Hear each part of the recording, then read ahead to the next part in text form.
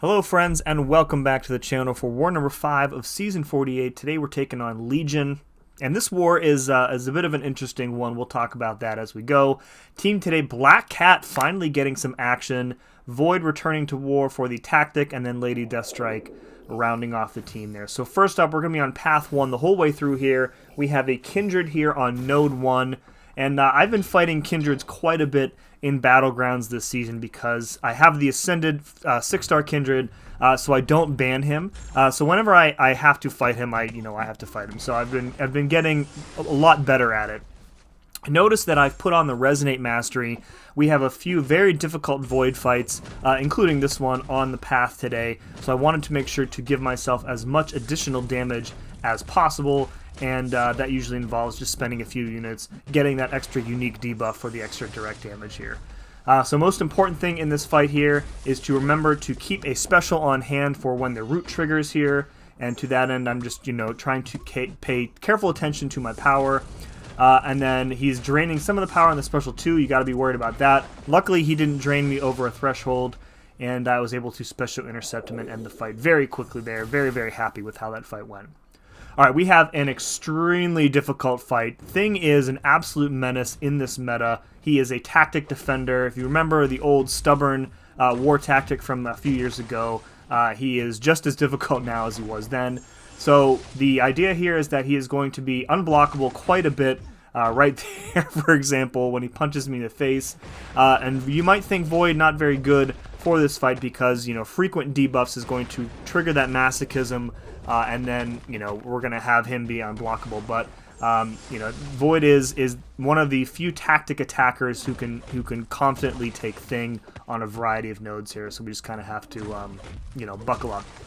So we get behind the 8-ball very early in this fight. You can see we're almost a minute in, and he is now indestructible, and he is healed back to full, and we are stuck in the corner. So we really have to stay patient here and try and work our way out. So what makes things so difficult in this meta is just managing the indestructible and the rock stacks, because when you have him at 15, you need to bait out a special. It is entirely possible and likely that you're going to be triggering multiple indestructibles on him, just trying to get him to throw a special, and you can't hit into him any additional times. So what I'm trying to do in this fight is really just hit into his block as much as possible. We do not have the luxury of being able to parry him because he's going to be unblockable so frequently. So anytime that he backs off, we are doing full 4-hit combos into his block.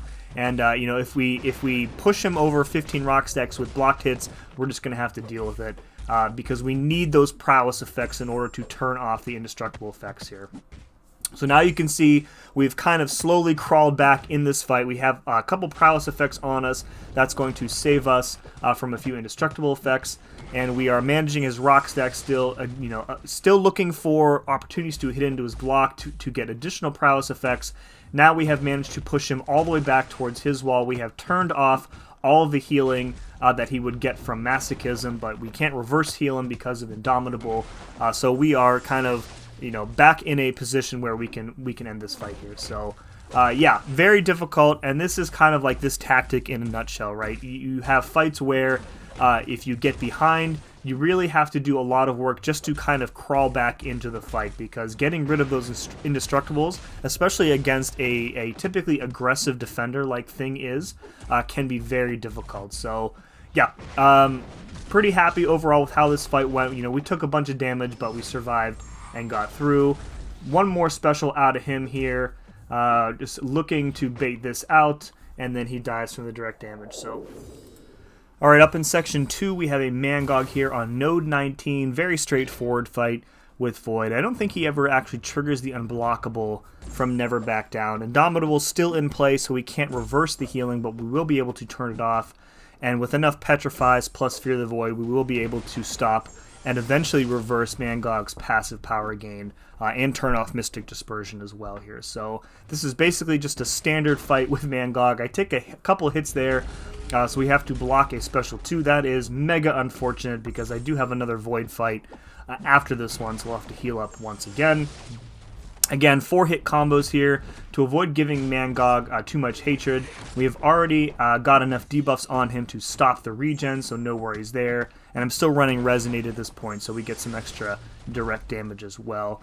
Again, you know, I talked about this, I think, in the last war. You really just want to make sure that you have a special attack available for when he triggers Hatred, which happens when he uses that special one at 8 or more of the Hatred, and then he'll trigger that Enrage mode here. So we've lined it up, you know, pretty much perfectly here. We've got a special attack available, so we're going to go ahead, push him over the special one, and let him trigger that Enrage mode, and then we can special intercept with the SP2 here, which puts those Dark Stings on him for another unique debuff, and now we are pretty much set to finish out the fight. Go right into the Striker again for a unique debuff, and a couple more hits finish him off. Okay, up next we have probably the worst fight of my Alliance War career. We have a rank 3 Photon here on node 28 with Buffet and Arc Overload. So a lot of regen, a lot of opportunities for her to go unblockable in this fight. We have an equally ranked Black Cat. Strategy, of course, similar to what I used in the Alliance War Showcase. Get above that 15-hit combo. That's going to give you the maximum ability accuracy reduction, and then you can get the rest of it from the Sabotage debuff with that special too. So right here, she is very aggressive, throwing heavies, not interested in throwing her special too. I'm trying to create space, but she continues to let me intercept her instead. And what's going to happen here is I hit into her block to create space, and she reparries me because Black Cat has a double hit medium, and then she chooses that moment right here to fire off the special 2. So nice 36k damage and crits there, and now we are pretty much dead. I was expecting her to dash in there, so I threw the special 2 right into her block, so we get absolutely no damage off there. And now we are big time playing from behind. She is still at full health. We are, you know, a minute in here, and we've done essentially no damage, and we are already close to death here. So I do end up dying to this fight, not once but 2 times. This is the first time ever in Tier 1 that I've ever given up 2 deaths to a single fight. This was, I don't really know how to describe it. This is probably the worst I've ever felt ever playing Alliance War at this level was after these 2 fights, or this fight, but these 2 deaths rather. So at this point, I can't bait out heavy attacks for more cruelties because I'm close to death. She's got the Pierce stat focus, so I really can't afford to take a bunch of block damage, and she is continuing to be extremely uncooperative with the special 1, which is forcing me to bait the special 1 and trigger Buffet a bunch of times. I don't really even feel safe blocking the last hit of that special 1 again because I don't want to take the extra block damage. Every time I fire off a special 2, I get a little bit more hopeful that I'm going to be doing some more damage here. We've got the Sabotage debuff, so at the moment we have completely stopped her charge generation. We are getting some nice crits, some nice red damage every time we fail one of her debuffs. But again, just like it feels like we can't get ahead in this fight at all. We're going to fire off another special 2 here. You notice I am running skill power back boost. I knew that damage in this fight was going to be extremely important. We wanted to burst her down as quickly as possible. So at this point, I'm feeling a little bit better. I'm not really paying any attention to the clock here. Trying to be very aggressive here, but again, she's not really willing to play in, and the regen is so strong. You can see she's getting about 10,000 health per second here from Arc Overload. It's just an insane amount of health. We strike her to get the Beeper debuff, again fire off the special 2 for the Sabotage, and now we are forced once again to bait out a special 1. I cannot dex the special 2, so I really cannot push her above 2 bars of power, and now she's fired off enough specials where the next knockdown will trigger Pure Light Form, but it doesn't matter because she shallow dexes me and punches me in the face. So we come back in the next morning feeling a little bit more refreshed, still pretty upset about how this whole fight went down, and talked it through a bunch with the battle group and the planners and whatnot on what I could have done a little bit better here. Yeah. So I lose my indestructible, already first thing in the fight, trying to intercept her. She just sticks out her light attack and gets me instead. We've already lost all 3 of our indestructible charges here. Again, we're trying to light backdraft. She doesn't want to have anything to do with it. I've got another set of power back boosts running here. We've got the Sabotage debuff and enough hits on our combo to turn off her charge generation. But now, again, I'm backed up. We are forced to push her to the special 2, and if she fires the special 2 off, we're pretty much dead here. So what ends up happening is I'm trying to hold block, waiting out Pure Light Form, and then hopefully baiting out the special 2. But my dex or my block fails, and it doesn't matter. She goes red. and this is the end of the fight here. So right there, another Dex doesn't work, and she doesn't even need the special 3. So second death.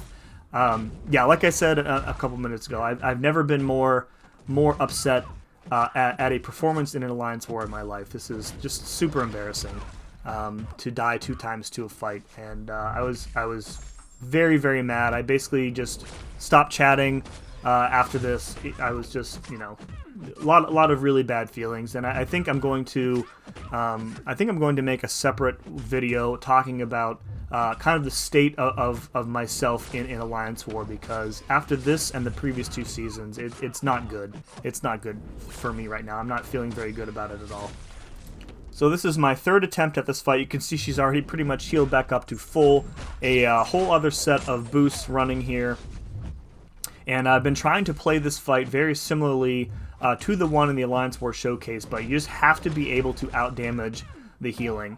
One thing that I attempted to do better in this fight was to block the special 1 if she's not in pure light form, just to avoid unnecessary triggers of buffet here. That time I was not very successful. So again, you know, accidental parry there. We're trying to again bait out the special 1 so we can pop the sabotage debuff on her. Right there, I guess I just completely forgot about buffet. We're getting some nice hit damage, and once we get the sabotage debuff up, you know, the red burst images is really good. So, you know, 6k, 6.5k per hit there. So again, pushing her to the special 2 because our Dex fails and she doesn't want to hit us. Just taking so many stupid hits, and right now I'm thinking that I'm going to die again to this fight there. So we managed to not die from the special 2 there, but we've knocked her down, we've triggered pure light form, so now we have to be very intentional about this special 1 bait. We managed to get that one off there, trying to intercept there, get that off, put the sabotage debuff back on her. Our cruelties are up, but we don't really have enough of them on us to really get like the mega damage here, and you can see they're dropping off pretty quickly here. So just, you know, just a super bad fight. You know, I do salvage this attack bonus, but you know, it's not for I really tried my best to die a 3rd time to this fight, so just really humiliating, honestly. Okay, and after all that, we still have 2 more fights to do. We have a Domino here on Node 40, the champion that I despise most in this game, of course. This is, you know, a pretty easy Deathstrike fight. You mostly want to send Deathstrike to this node because all of her damage is physical. Only thing you really need to worry about in this fight is don't attack into her when she's lucky unless she's stunned, because you don't want to trigger an evade. Domino is able to counterattack after an evade before your attack animation is done. It's just, you know, one more thing on the list of BS stuff in her kit, in her animations, etc. I think I do trigger the evade once here, and I get punished for it. Other than that, it's pretty standard. We do take crit fail damage whenever Domino uses a special, because she is able to crit fail the unstoppable effect on Lady Deathstrike, because of course she is. You know, everything in this game is just stupid crit fail damage, and just you guys know my feelings on Domino if you've watched this channel for any length of time. So yeah, just you know, again, this is just a methodical fight here, keeping an eye on her power meter, and anytime we push her over a bar of power or 2 bars of power, I am immediately, you know, needing to make a decision on whether I need to back off or if I'm able to continue fighting if she didn't go lucky on that one. Firing off the special 2 there, that was a bit risky because she definitely could have evaded the special 2 there. But we took a chance. We've got Ferocity up here, and I think we have the protection from Special 2. So taking some blocked hits here. I think Ferocity is going to pause itself again. Yep, there we go. Striker, and then one more Special 1, I believe, finishes this fight off. So, you know, relatively straightforward. All right, last but certainly not least, we have a Sasquatch mini here on 43. Void is Incinerate immune, and we have the Odin shock pre-fight buff courtesy of Nagase, so we are pretty much covered from all of the dot damage here. Aggression prowess, really not anything to worry about here. And then with insult to injury, we do kind of have to be concerned a bit, or at least remember that if we have enough shock debuffs on us during the shock phase, there is a good chance that our parries are going to fail as well. We get super lucky with the Petrifies. Both of them get up first, and that will protect us from Mystic Dispersion, which is always nice in a fight like this. And then, we can more easily push him to the Special 2 because it looks like his CPR is a bit higher in this fight, even when he's not in Wrath. And I'm sure there's a reason for that that I'm forgetting. But either way, I'd much rather deal with his Special 2 than his Special 1 anyways. So at this point, it's pretty much just a standard Sasquatch fight. We have everything handled here. We've got a handle on his regen. We have turned off Mystic Dispersion, and it's just a matter of cycling special attacks and making sure that we don't take like a big special to the face when he has some of those prowess passes on him. As long as we stay aggressive, those are pretty much easy to keep off of him.